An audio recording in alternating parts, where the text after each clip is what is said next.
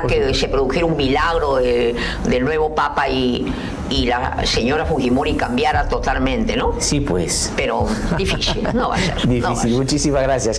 Carmen González es psicoterapeuta, es abogada, es comunicadora y tiene la generosidad cada vez que le invitamos a hacerse un tiempito para venir a conversar con nosotros, para desde su aproximación, desde su especialidad, desde su conocimiento, aproximarnos de una manera un poquito más profunda a alguno de los personajes que en este tiempo y en los tiempos últimos protagonizan sobre todo la política y el poder en el Perú. Y cómo no, ahora que Keiko Fujimori y el Jurado Nacional de Elecciones la ha proclamado como presidenta electa, no invitarla para que nos pueda decir qué cosa es lo que eso puede significar en torno a los gestos, a las acciones y a los modales que he exhibido en los últimos días. Carmen, ¿cómo estás? Qué gusto saludarte. Bien, qué gusto de verte. aquí. Gracias por venir a visitarnos esta mañana. Gracias a ustedes, que me dan un espacio para poder decir lo que pienso desde el rasgo de mi especialidad. Así es. ¿Y qué cosa tendrías que decir para actualizarnos a Keiko Fujimori ahora que tiene mucho más poder que hace 2 o 3 semanas? Es decir, siempre ha tenido poder y ha sido siempre alto, pero esta vez lo va a tener, si no todo, casi todo. Yo lo primero que tendría que decir es que no ponerme una banda me cambia de personalidad, ¿no? Ella cada vez ha ido afiatándose más en tomar rasgos de su padre, rasgos autoritarios, rasgos de oportunismo, porque ha tenido oportunismo cuando Fujimori se presenta con un programa de gobierno y lo cambia, nunca pidió perdón, etcétera. Pero al margen de eso, yo creo que Keiko Fujimori, primero quiero dejar sentado que yo desearía que haga un buen gobierno, porque me duele la pobreza de la gente. Me duele y me indigna cuando me doy cuenta que hay 9,5 millones de peruanos que se acuestan con hambre. Eso me duele muchísimo. Por otra parte, me indigna, por ejemplo, que se presente a Fujimori como que nos hubiera resuelto el problema económico, cuando él empieza en el año 90 tenemos 54% de pobres, la mitad, más de la mitad, y cuando se va igual cantidad. Entonces, cuando la gente habla de macroeconomía, no se da cuenta que la macroeconomía es como que llegaran chorros de agua a una estructura donde se quedan arriba todo el agua, ponen lagunas, ponen todo, y debajo no hay ni acequias ni agua. Entonces acá, si es que no se cambia la estructura, si no hay educación para todos, etcétera, no vamos a salir. Pero no puede haber educación para todos cuando si se hubiera educación de primera calidad para todos, entonces ya no ganarían los privados. Ya no ganarían. Entonces me preocupa porque Keiko Fujimori es una representante de las fuerzas económicas. Ella no es la fuerza económica, es una representante.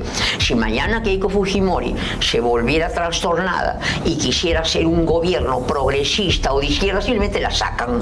Entonces, en eso tengo que estar clarísima. Claro, ¿no? O sea, en ese sentido, hay algunos ámbitos en los que Keiko en particular es muy predecible. Hay cosas que no va a cambiar porque no son cosas de las que ella pueda desprenderse. Claro. Porque está sometida a determinadas dinámicas que además han tenido correspondencia, es decir, ella no va a estar contra los empresarios que favorecieron su campaña, no va a estar en contra de los militares que finalmente han favorecido, por ejemplo, lo que ha pasado en las marchas reprimiéndolas brutalmente, es decir, hay cosas que ella no va a hacer. Pero cuando ella dice al inicio de la segunda vuelta, yo voy a gobernar como mi padre si gano la elección, ¿cuánto del padre le notas tú en sus quehaceres y cuánto que ya no es del padre, que no necesariamente es mejor, puede ser ella por lo que has visto? Yo creo que ella los defectos de su padre los tiene más afinados, porque claro, la experiencia le ha dicho de que Montesinos fue muy visto, ¿no? Entonces ella va por el 11º año. Los próximos son sus 15 años, porque ella ya ha estado 10 años en el Congreso. Sin embargo, con gran cinismo niega que ha gobernado 10 años y cómo ha liderado ese Congreso, porque ha podido ser una líder que pueda apoyar todas las necesidades del país, pero ella no ha apoyado. En el liderazgo de ella de 10 años en el Congreso no ha habido peor parlamento que ese, porque se ha protegido a los ladrones, ha habido muchos sueldos, se ha dado impunidad para los militares, o sea, se ha dado leyes a favor, terrible, en este país de pobres, a favor de la agroindustria. Ajá. Entonces, se han dado leyes horrorosas. Entonces, no va a cambiar porque pasa al Ejecutivo. Ella fue presidenta del Congreso, la presidenta invisible. Entonces, no por ser presidente del Ejecutivo va a cambiar. Sí. Entonces, no podemos esperar nada que sea nuevo. Por otra parte, ¿qué ofreció en su programa económico? Yo no soy política, ¿entiendes? Pero sí me informo, me intereso en su programa económico. ¿Qué hizo? Una lista de lavandería. Una lista de... De hecho, la exhibió en los debates electorales, ¿no es cierto? ¿Qué es eso? Pues si no hay un cambio, si es que no hay educación, salud de primera calidad para todo el pueblo, eso es salud a la bandera, es nada. Es ir a un pueblito y que te aplaudan. Y lo que no se da cuenta es que cuando en un pueblo le aplauden a todos los que llegan, porque hay esperanza, porque la gente, si después de tantos años, de 200 años o más desde la conquista, mucho más, todavía la gente de la sierra es capaz de pintar retablos con esperanza y con soles, es porque somos muy fuertes.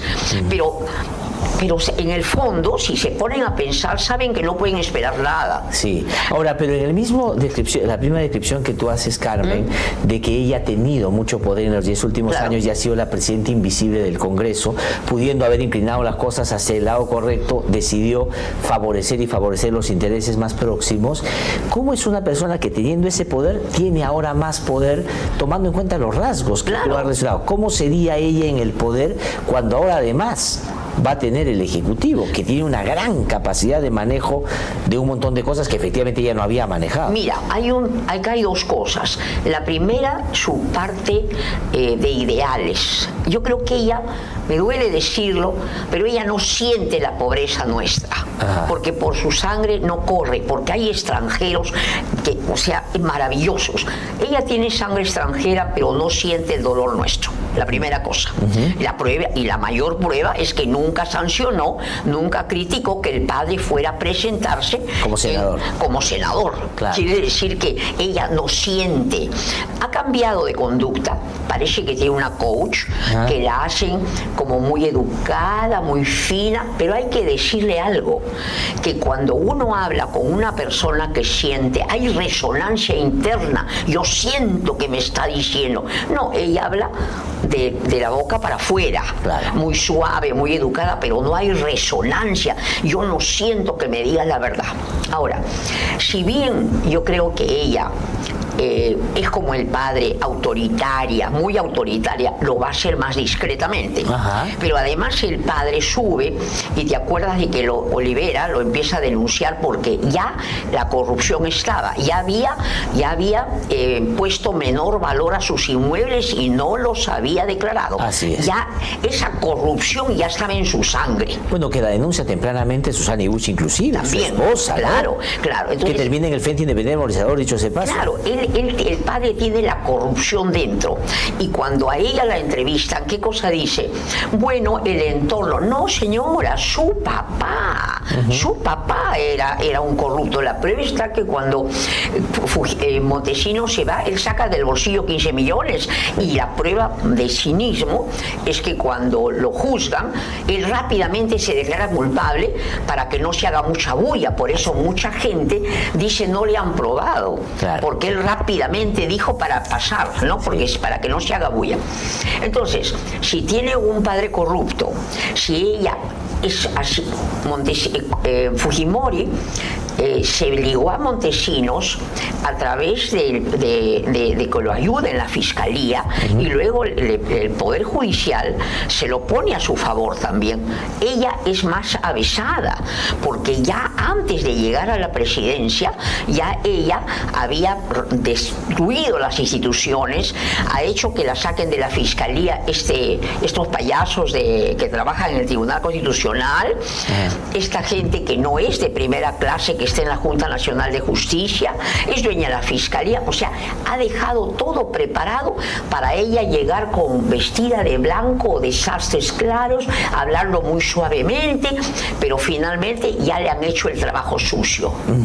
¿Y qué va a hacer ahora? Su lista de lavandería, nada más. Claro. Nada más va a hacer. No, y es más, cuando le cuestionen por lo que tú acabas de mencionar, porque ella ha sido la cabecilla de toda esa captura, claro, ella va a decir, eso pasó en otros tiempos. Yo no tengo nada que... Yo no fui congresista, teníamos una bancada solo de 20, ¿cómo me pueden a mí acusar? Es más, tan así es que yo voy a probar que soy institucionalista que no voy a tocar ninguna institución. Claro, no necesita tocarla. Ya todos están, ya no fue mejor que el padre, entre comillas, más avisada, porque ella tiene todo a su favor. Ajá. Entonces va a poder vestirse finamente de blanco, poner una carita suavecita, porque ya todo está hecho. Ya, pero eso es pero la apariencia.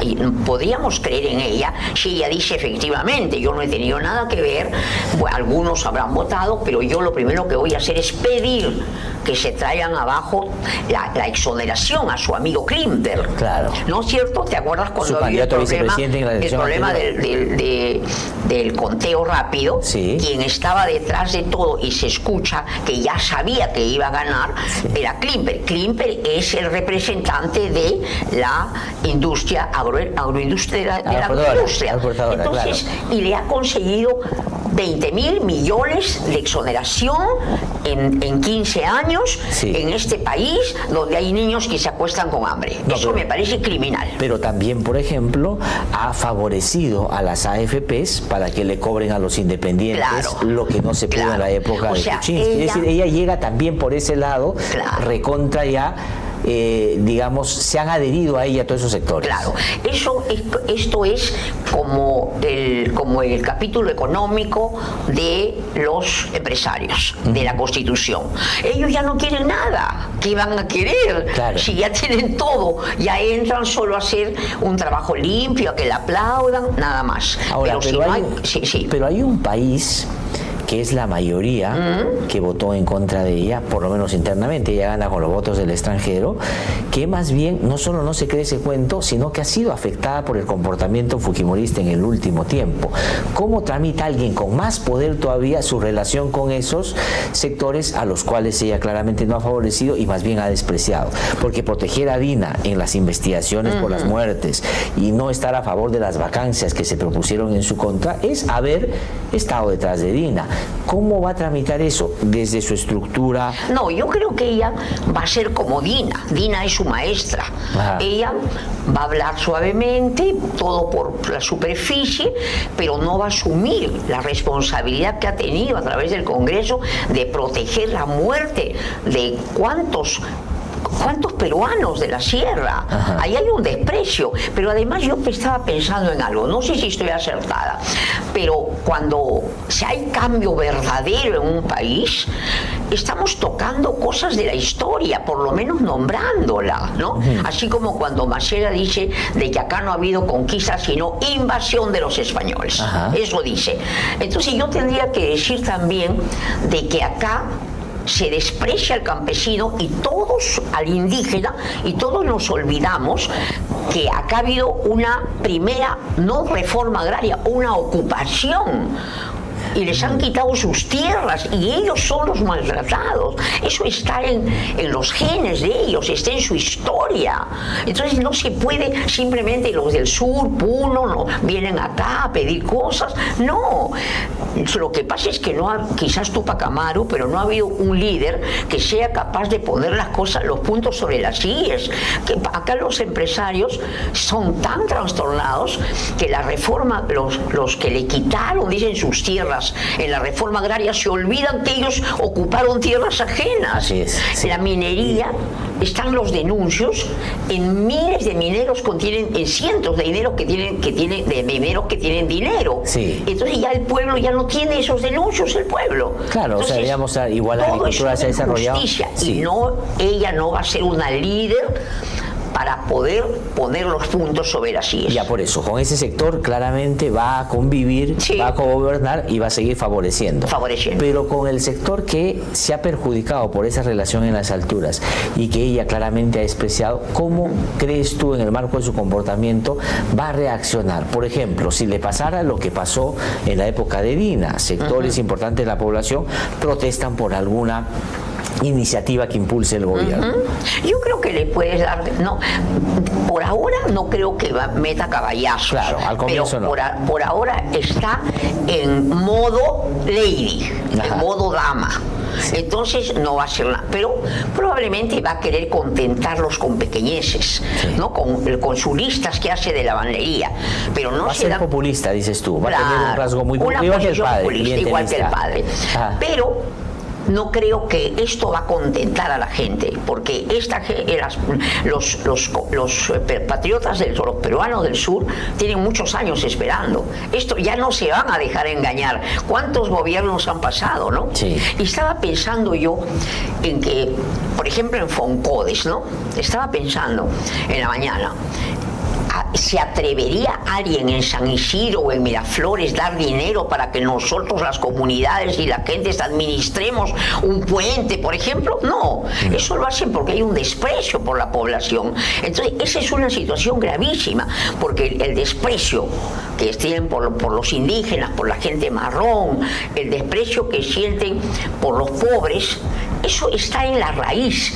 Y si eso no se conduele esta señora, y a partir de eso trata de hacer los cambios, esto va a ser nada más que un maquillaje. Sí, y digamos, los que están al costado, que van a, digamos, ser los que finalmente le hablen al oído cada vez que tome decisiones. Claro. Estoy pensando, por ejemplo, en dos cercanísimos, Miki Torres y Luis Galarreta. Mira, las personas vamos adquiriendo una sabiduría cuando vemos a la gente. Cuando yo veo a alguien, yo sé su peso, si sirve, uno ya sabe la honestidad de la gente.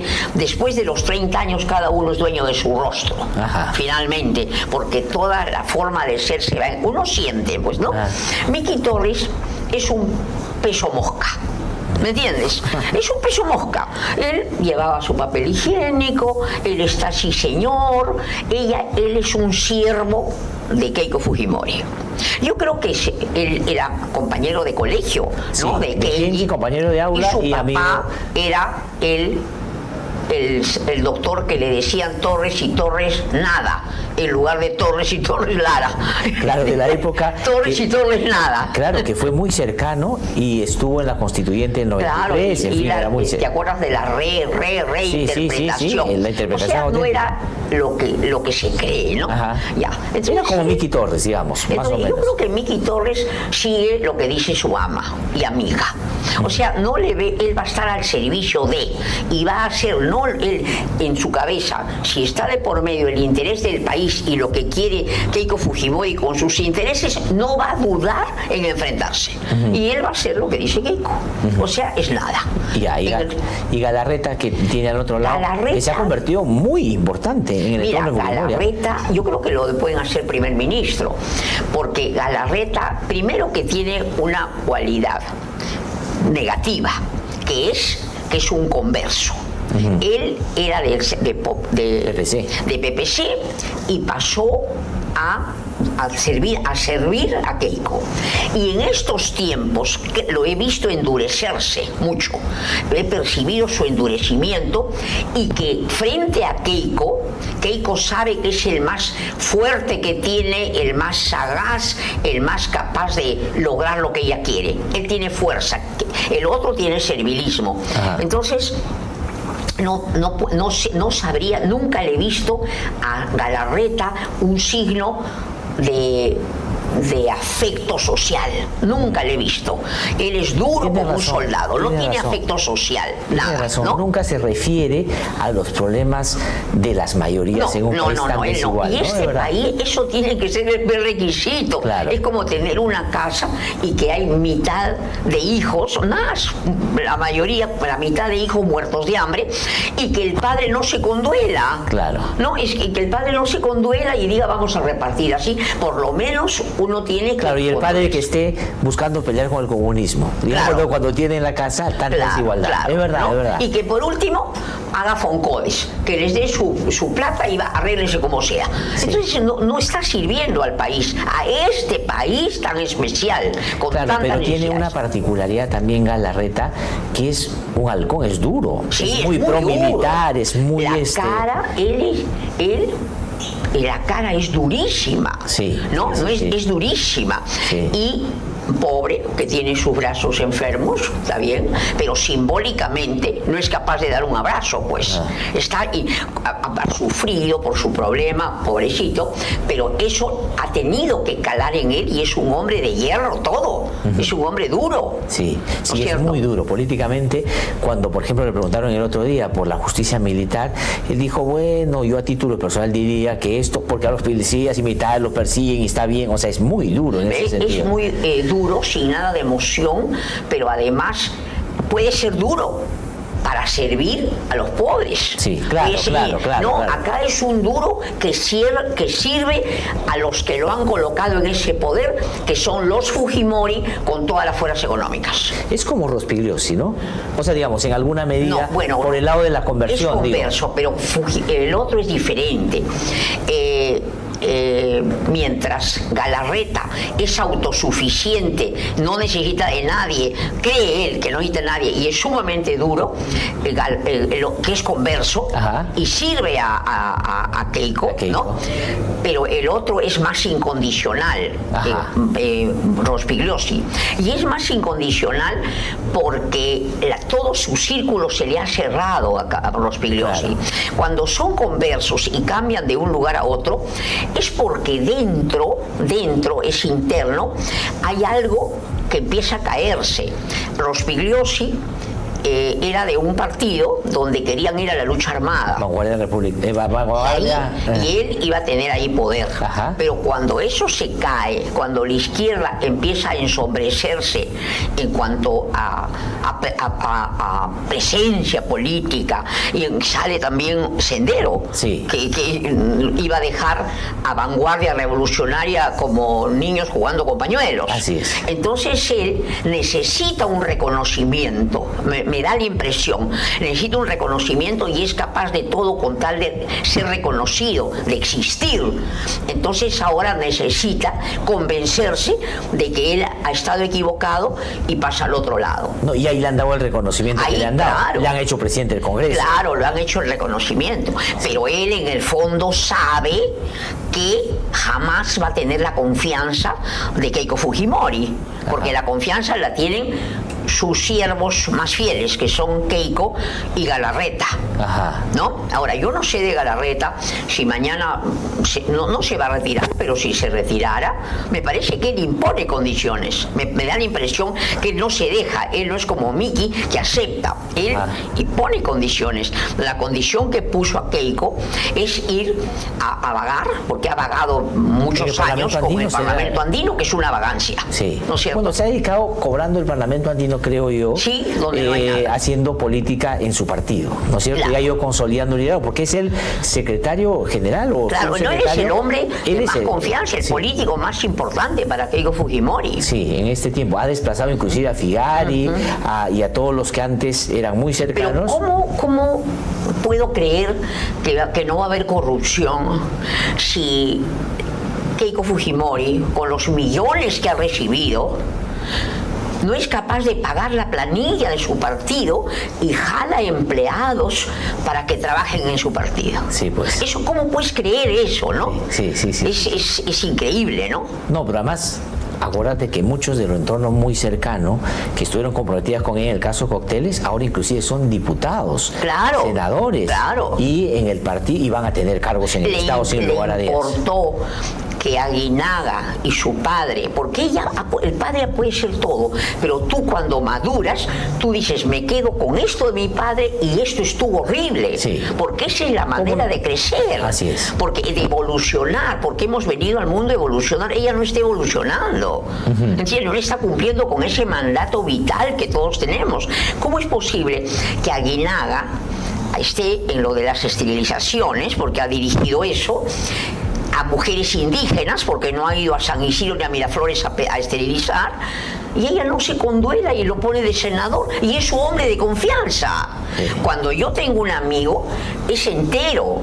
Puede tener algún problema pequeño que no tiene que ver, pero como social, los amigos que yo tengo son la gente que se conduele socialmente de lo que pasa. No, pero además tú puedes tener ciertos niveles de vínculo con una persona, claro, pero si tienes antecedente, claro, tú no lo haces visible y no lo pones en un lugar tan privilegiado donde se toman decisiones sobre las cosas en las que esté involucrado. Acá nos espantamos, por ejemplo, tenemos la escala de valores muy mal. Yo me espanto de un hombre que entra y roba, horrible, es horrible, pero que roben a toda una población de peruanos que viene sufriendo por años, eso realmente es terrible. Sí. Lo que pasa es que eso no se condena, porque en este país la gente no tiene, los que han gobernado, salvo excepciones, no tienen el requisito indispensable que tienen que tener, que es un afecto social, un afecto por la gente, donde no sacas nada, pero te gratificas de ver cómo progresa la gente. ¿Sabes cuántos años demora para que un hombre, un ser humano pobre, pueda escalar a clase media? 300 años, Glatzer. Sí, no, y eso es claro, y como tú dices, regreso al ejemplo de Galarreta, estaba haciendo imagen mientras tú hablabas y repasando algunas entrevistas que le he visto, y efectivamente en ninguna tiene una línea conmovida por un país, digamos, tan necesitado como el nuestro. Ahora, tiene un apego, Keiko, además muy, diría yo, intrínseco, muy vital, que es con el orden, pero el orden militar policial, ¿no? Esa lógica de orden es lo tutelar, claramente. ¿Cómo crees que va a manejar esa relación? Yo más bien veo que el orden de ella es jerárquico. Orden, pero con jerarquía, porque uno es lo que hemos tenido en la infancia. Sí. No hay otros insumos, tienes que sacar algunos. Y ella ha nacido en un hogar donde el orden era de Fujimori, el padre. Y el orden es debilidad. El orden no es fortaleza, el orden es debilidad. Solo hay orden verdadero cuando la estructura está pareja, cuando la estructura es justa. Claro. Ahí quiero el orden. En la horizontalidad, digamos, se elige el líder. Pero lo otro es imposición. Lo que pasa es que le han aconsejado seguramente a ella una cosa tan básica, que es como hay desorden, hay sicarios, etcétera, y a la gente quiere el orden, para que la gente quiere el orden de las calles, pero la gente no puede querer el orden de ahora cuando hay un orden injusto. Claro, eso no puede ser. Claro, y ella lo va a convalidar, porque ella no va a y tocar nada de la estructura, porque la estructura significa redistribuir el ingreso, que hayan colegios de primera. Ella no va a tocar, porque si pone universidades de primera, ya se van a quedar Canseco, todos ellos sin sus ingresos de universidades. Claro. Estaría tocando. Y en la lógica del orden, vamos a ponerlo más en la inseguridad, en el marco de la inseguridad que vivimos, la posibilidad que tiene revertir un problema tan complejo son menores, porque además reproduce la misma fórmula de militares en la calle, vamos a sacar, es la simulación de el que ordena en la calle para que todos se alineen con eso que va a entender es la política. Lo que pasa es que no existe en mucha gente, por las angustias del diario vivir, un pensamiento crítico, porque si la gente pudiera asociar, sí, me da cólera que me vengan a pedir una cuota a los sicarios, hay que destruirlo, de sacarlo ya. Pero mi pensamiento tiene que ir más allá. ¿Y por qué será que todos son marrones, cholos y pobres? Esa parte es importante verla y no la vemos. Las dos cosas tienen que verse. Por una parte, el orden externo, pero hay un orden interno. Claro. Un orden, ¿por qué ocurren esas cosas? La gente tiene que preguntarse, incluso cuando hay medios de comunicación, ¿por qué me estarán diciendo bien la verdad los canales? Si los que han puesto su plata van a permitir que haya libertad. No, el consenso hasta me lo fabrican. O sea, todo es como una mentira, como un engaño. Claro, es una pantomima, ¿no es cierto? Claro. Hacen que cuando en realidad no están buscando resolver el problema. Porque además ellos, y Keiko representa eso, creo yo, para la mayoría de la gente, el consenso arriba para protegerse ellos al margen de lo que le pase a los otros. Claro, pero estaba estudiando, leyendo a Rita Segato, que es muy buena, una argentina, que dice por qué las personas se creen lo que te dice la televisión. Ajá. Porque, por ejemplo, te asustan, ¿no? Hacen que tu emoción se pegue a la noticia. Y ya tú crees que es tuya. La gente cree que un gobierno de izquierda le va a quitar lo único, que tiene un pollo, cree que se lo van a quitar. Ajá. Pero se lo dicen de tal manera que impacte en tu alma. Entonces ya eso lo sientes tuyo. Sí. Entonces ya no hay capacidad de... O te dicen que automáticamente alguien como Keiko va a promover la inversión y después esa inversión no tiene ninguna conexión contigo. Claro.